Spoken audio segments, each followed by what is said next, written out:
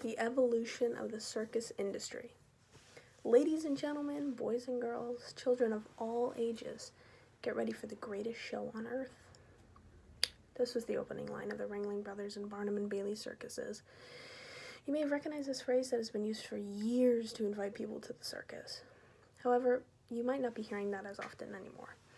As an aspiring juggler myself and an ex-clown at the Circus Arts Camp Win a Rainbow, the circus industry has always had a special place in my heart and has provided hundreds of years of entertainment to all.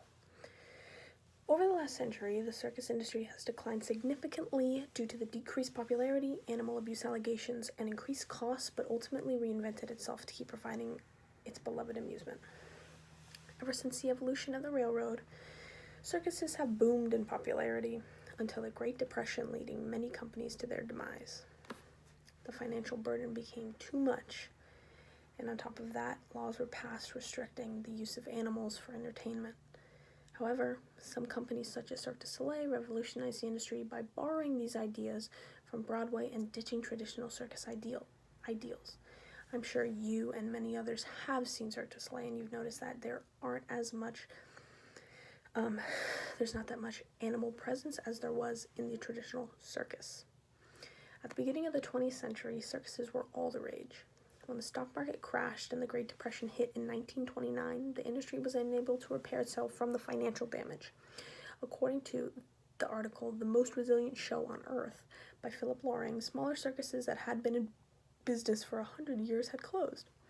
The cost of traveling cross-country and maintenance drove many companies bankrupt, such as the John Robinson Circus. Loring described the constant opening and closing of new circuses, resulting in the large number of unemployed performers, making it hard to create a solid name industry. So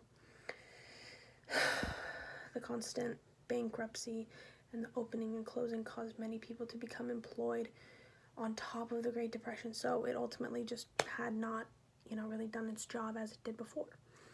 So the inability to connect to the audience due to the lack of familiarity made it difficult to create a loyal audience, ultimately, making dropping ticket sales.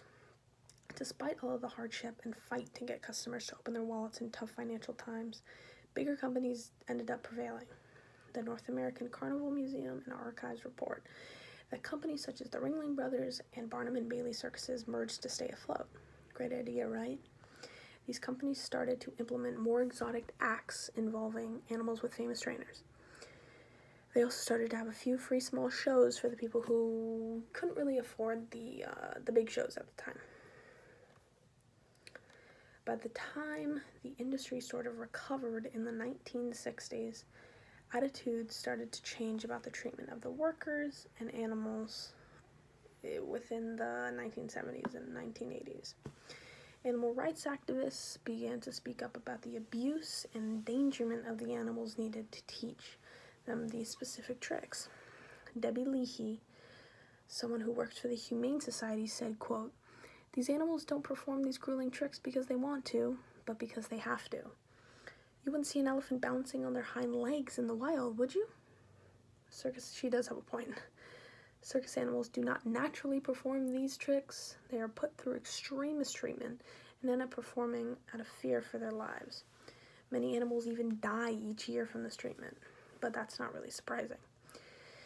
Animallaw.info conveys that humans are also at risk by the animals in the circus.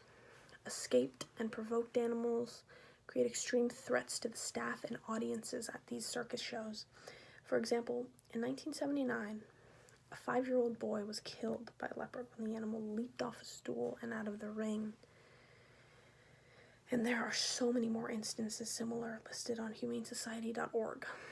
Some more memorable ones, which I'm not sure of the specific year or name, but just off the top of my head, SeaWorld. If you see the documentary Blackfish, SeaWorld is kind of a different take on the circus.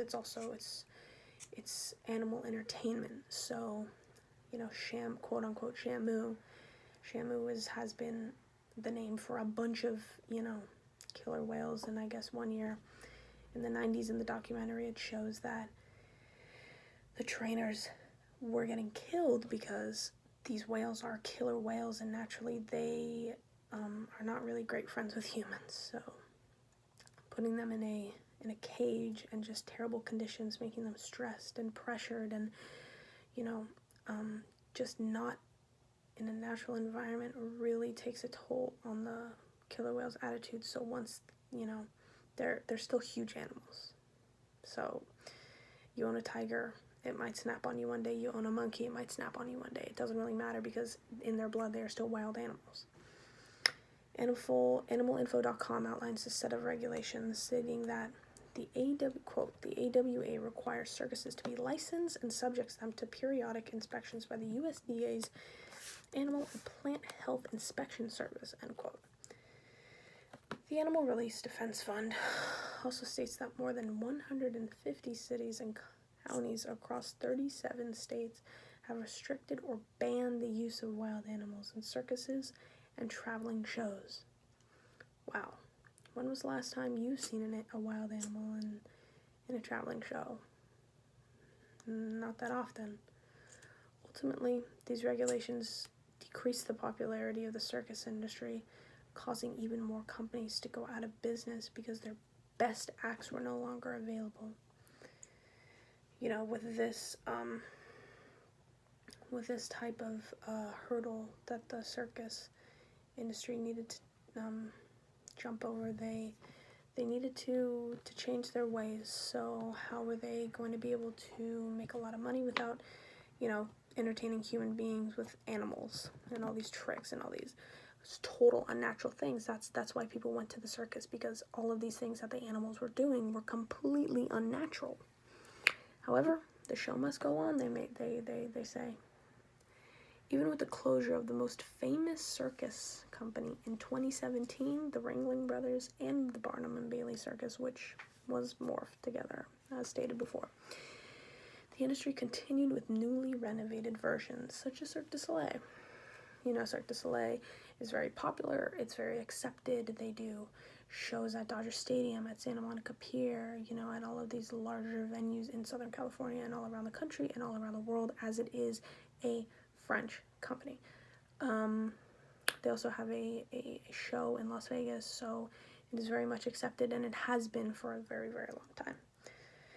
Cirque du Soleil emerged at the end of the 20th century, so in the 90s, as a new circus performance style, combining traditional circus acrobatics with a storyline, starting out with just a team of street performers. Not only did they capture the attention of their audiences, but they thrived in this field, becoming a billion-dollar business, as their website describes. Eliminating the use of animals in circus acts hindered the industry, but acrobatics-focused companies have paved the way for future circuses. I'm not sure if there are many circuses, other than Cirque du Soleil that are popular, but, Cirque du Soleil is a great inspiration for those who want to start a circus.